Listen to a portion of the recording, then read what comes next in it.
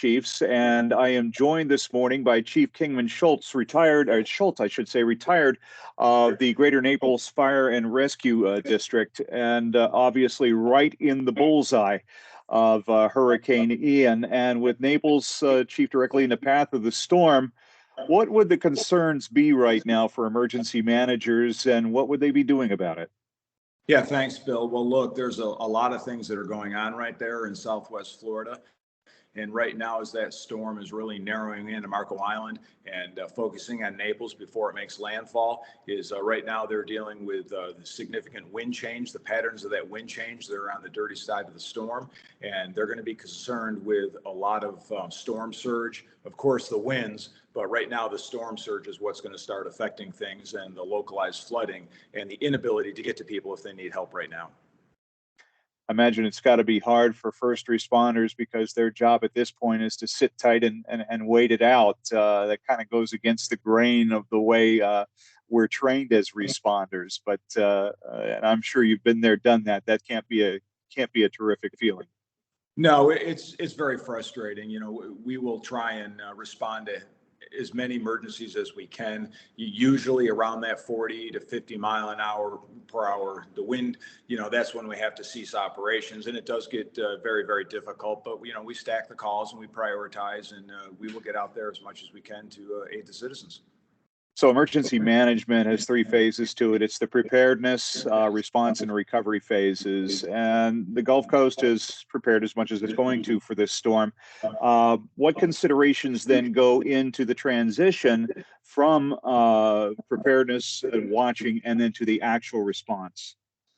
Well, you know, we're during the preparation, we're going to continue to respond. And then, of course, when we have to cease operations, there's that lull. And then our immediate transition, obviously, as we get into that response and ultimately recovery mode, we've got to be prepared to identify the areas that have received the most damage, or we anticipate that. We have to open up the main corridors. Those main corridors would be to hospitals, critical infrastructure. You know, those are the things. And the units are going to work their way out of their facilities, their hardened facilities, and they're going to open up those main corridors, and they have to identify that, and that's done through various different ways, from anything from GIS mapping to local intel to information coming from the county and the state EOC. But that's the critical piece. We have to get the responders in a position to where they can actually aid assistance to the citizens. But until we get those main corridors open, we cannot even begin our grid searches.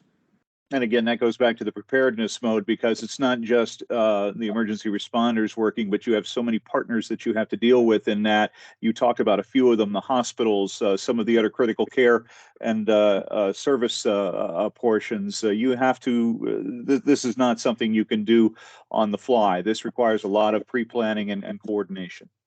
Yes, there's a lot of pre-planning that goes into this, and we have to work with our county, our local, our state officials, and then all our private partners. You know, we have tremendous relationships with the power companies, and that's a big deal, obviously, that people don't want to lose their power. But we also have to work very, very closely with law enforcement, specifically in Florida and Southwest Florida, the FWC, the Florida Wildlife Commission, because they have so many marine assets for us, and that flooding is really a big problem for the first responders along that southwest coast.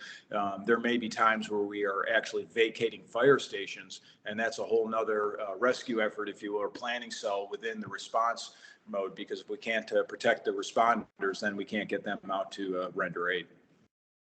You mentioned GIS mapping just a few minutes ago. The IAFC is curating and maintaining a list of relevant resources for responders on the IAFC.org website that people can go to. It's being updated constantly with new resources, but that includes some of the GIS resources. Explain how that and other resources will be helpful in the coming hours and days to the responders and the boots on the ground, if you will. Yeah, well, that technology is just so important for us now as first responders. Everything from floodplains to population bases to evacuation routes, current weather conditions, future weather conditions. It is just an integral part.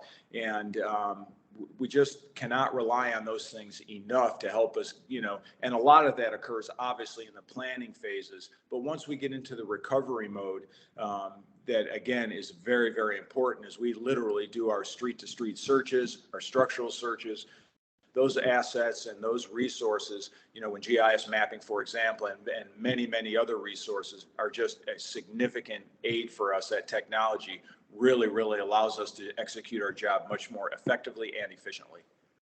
Chief Kingman Schuldt, retired from Greater Naples Fire and Rescue District. Want to thank you for your time this morning. Wishing everybody along that coast the best of luck as the storm moves through, and I'm sure we're going to be talking to you again.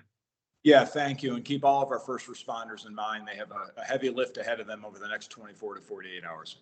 For sure. And again, for those needing resources and to help in the response to this, we are curating a list. Go to iafc.org and you'll see the list at the top of the page. We'll be updating it frequently.